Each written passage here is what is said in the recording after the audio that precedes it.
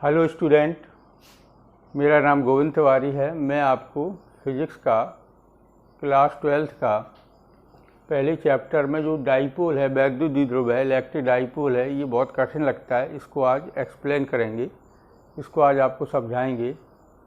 तो डाइपोल होता क्या है, सबसे पहली बात तो यही समझना बहुत ज़रूरी है, क्योंकि जब डाइपोल समझ में आएगा तो ये मोस्ट इम्पॉर्टेंट है। इससे संबंधित कई डेरिवेशन आपके हैं, चैप्टर पहले में है और चैप्टर 3rd में भी है। वैद्युत विभव और वैद्युत क्षेत्र से संबंधित इसके डेरिवेशन हैं। तो सबसे बेसिक चीज़ है डाइपोल, वैद्युत द्विध्रुव। डाइपोल होता है, ट्राइपोल होता है, टेट्रापोल होता है, लेकिन जो क्लास 12th में है वो केवल डाइपोल है। अगर बीएससी आगे जाएंगे तो उसमें आपको ट्राइपोल और टेट्रापोल आपको पढ़ने को मिलेगा। तो इसमें होता क्या है, इसमें दो चार्जेस होते हैं, दो आवेश होते हैं जो कि एक दूसरे के अत्यंत क्लोज, अत्यंत समीप। जैसे इसमें हमने आपको फिगर में बताया है कि ए और बी ये वैद्युत द्विध्रुव है। ध्रुव माने किनारे, छोर। एक छोर पर धन प्लस क्यू आवेश है, दूसरे किनारे पर माइनस क्यू आवेश है। तो ये पेयर से होते हैं, हमेशा ये पेयर से होंगे, और ये एक जितना धन है उतना ही दूसरा ऋण होगा। ये इसमें कन्फर्म है। जैसे ये वाला अगर -5 माइक्रोकूलाम का है तो निश्चित ही ये वाला +5 माइक्रोकूलाम का होगा, ये कन्फर्म है। जैसे ये -10 माइक्रोकूलाम है तो ये +10 माइक्रोकूलाम होगा। ये बात जीवन भर याद रखो। लेकिन इसमें जो बनाते हैं फिगर में, इसमें समझाने के लिए इतनी दूर बना देते हैं, लेकिन इनके बीच की दूरी अत्यंत निकट होती है। अत्यंत निकट का मतलब जैसे आपका HCl है, NaCl है, Ki है, हाइड्रोजन क्लोराइड है, सोडियम क्लोराइड है, पोटेशियम आयोडाइड है। जैसे हाइड्रोजन क्लोराइड है तो इसमें एक सिरे पर धन आवेशित हाइड्रोजन और दूसरे सिरे पर ऋण आवेशित क्लोरीन होगी। इस पर जितना पॉजिटिव है उतने इस पर निगेटिव।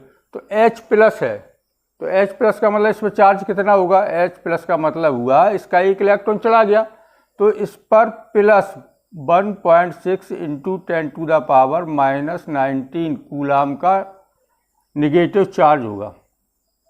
HCl इसमें उल्टा हो गया, इधर क्लोरीन कर दो और इधर हाइड्रोजन कर दो, उससे कोई प्रभाव नहीं पड़ता है।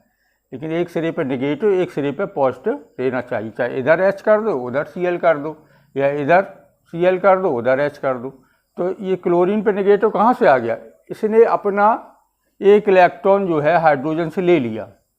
इसने एक इलेक्ट्रॉन हाइड्रोजन से लिया तो इस पर इलेक्ट्रॉन बढ़ गया, और इसका इलेक्ट्रॉन चला गया तो इस पर पॉजिटिव चार्ज आ गया। लेकिन इलेक्ट्रॉन का चूँकि एक्सचेंज हो रहा है, आदान प्रदान हो रहा है, तो इलेक्ट्रॉन पर कितना चार्ज होता है, इलेक्ट्रॉन पर -1.6 × 10⁻⁻19 कूलाम का नेगेटिव चार्ज होता है। तो इसका इलेक्ट्रॉन निकल गया तो इस पर धन आवेश बढ़ गया, तो इस पर एक इलेक्ट्रॉन के बराबर धन आवेश होगा। ठीक है, तो ये क्लोरीन निगेटिव, जितना इस पर निगेटिव है उतनी इस पर पॉजिटिव है। दोनों इक्वल और अपोजिट हैं, दोनों के परिमाण बराबर हैं। अब इनके बीच की दूरी, दो H और Cl आयनों के बीच की जो दूरी होती है वो अत्यंत सूक्ष्म होती है, 0.1 एंगस्ट्रॉम। तो 0.1 एंगस्ट्रॉम, तो 1 एंगस्ट्रॉम में कितने मीटर होते हैं, 1 एंगस्ट्रॉम बराबर 10⁻⁻10 मीटर। तो ये आपकी कितनी होगी, 10⁻⁻11 मीटर। अब समझ लो कितनी अल्प दूरी है।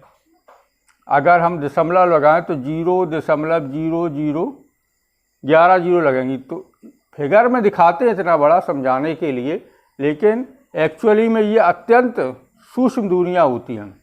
ठीक, अब होता क्या है वैद्युत द्विध्रुव, अगर समान परिमाण और विपरीत प्रकृति, समान परिमाण मतलब इनकी क्वांटिटी बराबर हो और नेचर अपोजिट हो, एक दूसरे से अगर अत्यंत दूरी पर स्थित हैं, तो ये जो सिस्टम बन गया, ये निकाय बन गया, इसको नाम दे दिया वैज्ञानिकों ने वैद्युत द्विध्रुव। ठीक, अब वैद्युत द्विध्रुव आघूर्ण क्या होता है, इलेक्ट्रिक डाइपोल मूवमेंट। वैद्युत द्विध्रुव आघूर्ण क्या होता है, मोस्ट इम्पॉर्टेंट है, ये बोर्ड में बहुत आते हैं, निश्चित रूप से आते हैं। अब वैद्युत द्विध्रुव की जो रचना कर रहे हैं, तो कौन कौन रचना कर रहा है? एक माइनस क्यू आवेश, एक प्लस क्यू आवेश।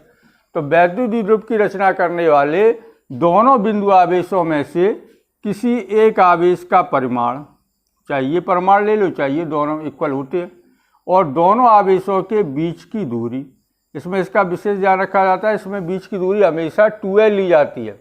वो इसका मिडिल पॉइंट हो गया, मध्य बिंदु, l इस साइड की हो गई और l उस साइड की। उससे हमें आगे डेरिवेशन में बहुत ज़्यादा सहायता मिलती है और आसानी से हमारी कैलकुलेशन गणना का निकल आती है, इसलिए इसमें 2l लेते हैं। l भी ले सकते हैं, लेकिन l/2 हो जाएगा तो उसका कैलकुलेशन कठिन हो जाता है, इसलिए इसमें 2l लेते हैं। तो वैद्युत द्विध्रुव आघूर्ण को P से प्रदर्शित करते हैं, तो P बराबर होता है Q × 2l।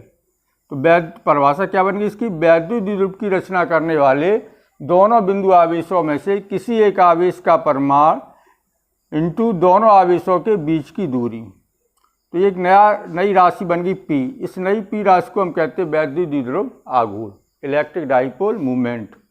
ठीक है, तो परिभाषा क्या बन गई? वैद्युत द्विध्रुव की रचना करने वाले दोनों बिंदु आवेशों में से किसी एक आवेश का परिमाण और इनके बीच की दूरी के गुणनफल को वैद्युत द्विध्रुव आघूर्ण कहते हैं। अब वैद्युत द्विध्रुव आघूर्ण ये बन गया आपका फॉर्मूला। ये फॉर्मूला बहुत ही इंपॉर्टेंट है, बेसिक है, इसी से सारे आगे के डेरिवेशन में इसका प्रयोग होता है। तो P बराबर होता है Q × 2l। अब अगर फॉर्मूला आपका जब आपके पास में, फिर इसका मात्रक, विमीषु सब कुछ आप निकालोगे, तो इसका मात्रक क्या बन जाएगा? तो इसका यूनिट बन जाएगा, इसका मात्रक बन जाएगा P बराबर, तो आवेश का मात्रक पता है सबको क्या होता है? कूलाम। आवेश का मात्रक कूलाम और दूरी का मात्रक मीटर। तो वैद्युत द्विध्रुव आघूर्ण का मात्रक हो गया कूलाम मीटर। ठीक है, अगर इसका विमी सूत्र, डायमेंशनल फार्मूला निकालना है, विमी सूत्र, तो बेसिक होता है सूत्र, तो सूत्र आना चाहिए। तो इसका विमी सूत्र निकालेंगे तो Q × 2l। अब क्यूब का क्या होता है? Q बराबर क्या होता है इसका बेसिक फार्मूला? Q बराबर IT × 2l। तो इसका क्या बन जाएगा? धारा को प्रदर्शित करते हैं A से, एम्पियर होता है, T टाइम है, टाइम के लिए लिखते कैपिटल T, दो संख्या, इससे कोई मतलब नहीं। L जो है दूरी है। अब इसको सही क्रम में लिख लेते हैं, सबसे पहले लिखते हैं L, फिर T, फिर ये इसका डायमेंशनल फार्मूला बन गया वैद्युत द्विध्रुव का आघूर्ण। अब इसकी राशि कैसी है? सदिश है या अदिश है? तो वैद्युत द्विध्रुव आघूर्ण एक सदिश राशि है। अब ये क्यों सदिश है? वैद्युत द्विध्रुव आघूर्ण क्यों सदिश राशि है? अगर इस हम वैद्युत द्विध्रुव को वैद्युत क्षेत्र में रखेंगे, किसी एक समान वैद्युत क्षेत्र में रख दें, अगर इसको हम इलेक्ट्रिक फील्ड में रख दें, तो वैद्युत क्षेत्र प्रत्येक चार्ज पर, आवेश पर वैद्युत बल लगाता है। तो किसी वैद्युत क्षेत्र में किसी आवेश पर कितना बल लगता है, ये पता होना चाहिए आपको। तो धन आवेश पर बल हमेशा वैद्युत क्षेत्र की दिशा में लगता है। इधर पॉजिटिव चार्ज को वैद्युत क्षेत्र भगाता है, हटाता है, तो कितना बल लगता है? तो F बराबर EQ। और जो ऋण आवेश पर जो बल लगता है, वो ऋण आवेश को वैद्युत क्षेत्र अपनी ओर खींचता है, आकर्षित करता है, तो इस पर वैद्युत क्षेत्र की दिशा के विपरीत। तो ये सारी बेसिक चीज़ें हैं, ये कन्फर्म निश्चित रूप से आनी चाहिए, तभी आगे के डेरिवेशन और चीज़ें क्लियर होती हैं। अब ये प्लस क्यू पर आवेश, जिधर प्लस क्यू आवेश पर बल जिस दिशा में लगेगा, वो वही इसकी वैद्युत द्विध्रुव आघूर्ण की दिशा होती है। तो इसकी दिशा को हम प्रदर्शित कर रहे चित्र में, तो इसकी दिशा देखिए आप, माइनस क्यू आवेश से प्लस क्यू आवेश की ओर होती है। वैद्युत द्विध्रुव आघूर्ण एक सदिश राशि है तथा इसकी दिशा ऋण आवेश से धन आवेश की ओर होती है। ठीक, तो वैद्युत द्विध्रुव आघूर्ण को अगर हम वैद्युत क्षेत्र में रखेंगे, तो वैद्युत क्षेत्र में अभी ये जो रखा हुआ है, ये वैद्युत क्षेत्र के समांतर है, पैरेलल है, तो वैद्युत इस पर लगने वाला नेट बल शून्य हो जाएगा। ये इसकी साम्यावस्था कहलाती है, ये इसकी इक्विलिब्रियम पोजीशन कहलाती है साम्यावस्था में, क्योंकि इस पर दो बल लग रहे हैं, एक बल वैद्युत क्षेत्र की दिशा में, एक बल वैद्युत क्षेत्र की विपरीत दिशा में। तो ये अपनी इसी पोजीशन में, इसी स्थिति में ये स्थिर बना रहेगा। तो सबसे बड़ी बात है साम्यावस्था, इक्विलिब्रियम पोजीशन समझ में नहीं आती क्या होती है। साम्यावस्था को मतलब है कोई चीज़ अगर अपनी जगह से हिल डुल नहीं रही है, स्थिर है, तो उसको हम साम्यावस्था कहते हैं। तो प्लस क्यू आवेश पर बल वैद्युत क्षेत्र की दिशा में लग रहा है, माइनस क्यू आवेश पर बल वैद्युत क्षेत्र के विपरीत लग रहा है। तो ये दोनों बल परिमाण में बराबर हैं और विपरीत हैं और एक रेखा के अनुदिश हैं, इसलिए ये साम्यावस्था में है। अगर इसको हम साम्यावस्था से थोड़ा भी घुमा दें ऊपर या नीचे, तो वैद्युत क्षेत्र इस पर बल आघूर्ण आरोपित करने लगेगा। अगर इसको हम इसकी साम्यावस्था से थोड़ा भी 30 अंश, 45 अंश, 60 अंश किसी भी कोण पर अगर हम इसको वैद्युत द्विध्रुव को घुमाएं, तो वैद्युत क्षेत्र में अब ये स्थायी संतुलन में नहीं रहेगा। अब वैद्युत क्षेत्र क्या करेगा, इसको घुमाएगा, बल लगा के घुमाएगा। तो इसमें देखो ध्यान से कि इसमें प्लस क्यू आवेश पर जो वैद्युत क्षेत्र बल लगाएगा, ये बल वैद्युत क्षेत्र के अनुदिश लगेगा, वैद्युत क्षेत्र की दिशा में लगेगा, अभी बताया था। माइनस क्यू आवेश पर बल जो लगेगा वो वैद्युत क्षेत्र के विपरीत लगेगा, F बराबर EQ। अब ये दोनों बल परिमाण में बराबर हैं, विपरीत हैं, समांतर हैं, तो ऐसे बलों को हम कहते हैं बल युग्म। ऐसे बलों के जोड़ों को कहते हैं बल युग्म। तो इस बल युग्म क्या करेगा, ये इसको घुमाएगा, ये इसकी अस्थायी संतुलन है, इसमें कभी भी ये रुकेगा नहीं। तो वैद्युत क्षेत्र क्या करेगा, इसको घुमा के अपने समांतर करने का प्रयास करेगा। तो इसी को हम कहते हैं बल आघूर्ण, टॉर्क। इसी को कहते हैं बल आघूर्ण, टॉ। ये भी बहुत इम्पोर्टेंट है। अब टॉर्क जो बल आघूर्ण जो होता है, ये क्या होता है, बल आघूर्ण बराबर होता है बल युग्म बनाने वाले दोनों बलों में से किसी एक बल का परिमाण। दोनों बल परिमाण में बराबर है, चाहे इसका परिमाण ले लो चाहे इसका, और दोनों के बीच की लंबवत दूरी। इसमें बहुत ध्यान रखना पड़ता है, ये इसकी तिरछी दूरी है, ये इसका मिडिल पॉइंट है, इसमें जो लेनी पड़ती है इसका विशेष ध्यान रखना पड़ता है, ये लेनी पड़ती है दोनों बलों के बीच की लंबवत दूरी। अब इस लंबवत दूरी को ज्ञात करने के लिए हमने मान लिया, इसको हमने 30 अंश, 45 अंश, 60 अंश, कोई भी एंगल हो सकता है, थीटा मान लिया।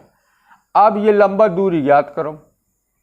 तो लंबवत दूरी ज्ञात करने के लिए हम क्या करेंगे, हमने यहाँ से एक लंब डाल दिया और एक यहाँ से रेखा खींच दी, तो ये मेरा एक समकोण त्रिभुज बन गया। अब समकोण त्रिभुज में साइन थीटा का इसमें सूत्र लगा दो। साइन थीटा बराबर क्या होता है, लंब बटे कर्ण, लंब बटे कर्ण। तो इसमें लंब हमें ज्ञात करना है और कर्ण मेरा कितना है, 2L। कर्ण कितना है, 2L। तो मेरा लंब आ गया, यानी दोनों आवेशों के बीच की लंबवत दूरी आ गई 2L साइन थीटा। तो बल युग्म का आघूर्ण बराबर होता है बल युग्म बनाने वाले दोनों बलों में से किसी एक बल का परिमाण गुणा दोनों बलों के बीच की लंबवत दूरी। तो दोनों बलों के बीच की लंबवत दूरी हमने कितनी निकाली, 2L साइन थीटा। अब बराबर लिखेंगे 2L साइन थीटा। अब चूंकि अभी हम वैद्युत क्षेत्र कितना बल लगा रहा है इन आवेशों पर, F बराबर EQ, F बराबर EQ, इतना बल लगा रहा है, ये ऊपर रख दो यहाँ। तो बल युग्म का आघूर्ण टॉ बराबर EQ into 2L sine theta. अब एक और इसमें Q इंटू 2L, इसको हम हटाएंगे। कैसे हटाएंगे, अभी हमने आपको बताया था कि Q इंटू 2L को ही एक नया नाम दे दिया गया, वैद्युत द्विध्रुव आघूर्ण P, क्योंकि Q इंटू 2L बराबर होता है P, वैद्युत द्विध्रुव आघूर्ण। तो मेरा बल युग्म के आघूर्ण के लिए फॉर्मूला सूत्र बन जाएगा टॉ बराबर EP साइन थीटा। तो बल युग्म का आघूर्ण के लिए फॉर्मूला बन गया टॉ बराबर EP साइन थीटा। E क्या है, इलेक्ट्रिक फील्ड, जिसमें ये वैद्युत द्विध्रुव रखा है वो वैद्युत क्षेत्र है। P क्या है, वैद्युत द्विध्रुव आघूर्ण, और P बराबर किसके होता है, Q इंटू 2L। और थीटा क्या है, आपने कितने एंगल पे, कितने अंश पे इस वैद्युत द्विध्रुव को रखा है, 30 अंश, 45 अंश, 60 अंश, 90 अंश, ठीक है, वो है। अब इसका यूनिट इसका निकाल लो। तो वैद्युत द्विध्रुव आघूर्ण का जो मात्रक होता है वो न्यूटन मीटर होता है, न्यूटन इंटू मीटर। अब इसमें विशेष स्थितियां बन जाती हैं। अगर वैद्युत द्विध्रुव वैद्युत क्षेत्र के समांतर रखा है, यानी अगर थीटा बराबर 0 अंश हो, अगर इसको हम ऐसा ना करके सीधा कर दें, ऐसा पैरेलल वैद्युत क्षेत्र के, तो कोई कोण नहीं बनेगा। तब वैद्युत क्षेत्र इस पर कितना बल आघूर्ण आरोपित करेगा, टॉ बराबर EP साइन 0। तो साइन 0 का मान तो 0 होता है, तो टॉ बराबर EP इंटू 0। तो टॉ बराबर आपका आ गया 0। तो अभी हम आपको बता रहे थे कि वैद्युत क्षेत्र वैद्युत द्विध्रुव पर कोई बल आघूर्ण आरोपित नहीं करेगा। कब, जब ये इसके अनुदिश होगा, वैद्युत क्षेत्र के समांतर होगा। क्यों नहीं आरोपित करेगा, वो देखो अभी हमने पहले बताया था, फिर बता रहे, थीटा बराबर 0 हो जाएगा, तो साइन 0 का मान 0 हो गया, तो बल आघूर्ण। तो पूछा जाता है क्वेश्चन कि वैद्युत द्विध्रुव पर वैद्युत क्षेत्र कब स्थायी संतुलन में होगा, जब वो उसके समांतर स्थित हो, यानी कोई एंगल ना बना रहा हो, तो उसकी साम्य अवस्था होगी। वैद्युत क्षेत्र उस पर बल लगाएगा लेकिन वो निरस्त हो जाएगा। वो दोनों बल एक दूसरे के बराबर विपरीत होने के कारण, एक रेखा के अनुदिश लगने के कारण एक दूसरे को निरस्त कर देंगे। अब इसमें स्थिति बनती है, अगर ये लंबवत रखा हो वैद्युत क्षेत्र में, अगर ये वैद्युत द्विध्रुव 90 डिग्री पर रखा हो लंबवत, ये प्लस की हो गया और ये माइनस की हो गया। अब ये कितना कोण बन रहा है, 90 डिग्री, 90 डिग्री बन रहा है, तब वॉल्यूम का आघूर्ण कितना हो जाएगा, तो टॉ बराबर EP साइन 90। तो साइन 90 का मान कितना होगा, साइन कॉस टेन के अधिकतम मान कितना होता है, 1। जब अधिकतम मान 1 होता है तो ये बल आघूर्ण कितना हो जाएगा, आपका अधिकतम हो जाएगा, ये टॉ मैक्सिमम हो जाएगा। तो यही बहुत पूछा जाता है कि वैद्युत क्षेत्र में वैद्युत द्विध्रुव पर लगने वाले अधिकतम बल आघूर्ण का मान कितना होता है। तो अधिकतम बल आघूर्ण आपका हो गया टॉ मैक्सिमम, या टॉ अधिकतम बराबर हो गया EP, यानी वैद्युत क्षेत्र की तीव्रता और वैद्युत द्विध्रुव आघूर्ण के गुणनफल के बराबर होता है। ये भी बहुत इंपॉर्टेंट है, एक नंबर में पूछ दिया जाता है कि वैद्युत क्षेत्र वैद्युत द्विध्रुव पर अधिकतम बल आघूर्ण कब लगाता है। तो अधिकतम ताकत से तब उसको घुमाएगा जब वो वैद्युत क्षेत्र के एकदम से लंबवत हो, परपेंडिकुलर हो, तो वैद्युत क्षेत्र इस पर अधिकतम बल लगा के इसको घुमा देगा। ठीक है, ओके स्टूडेंट्स, अगला डेरिवेशन अगले उसमें बताएंगे।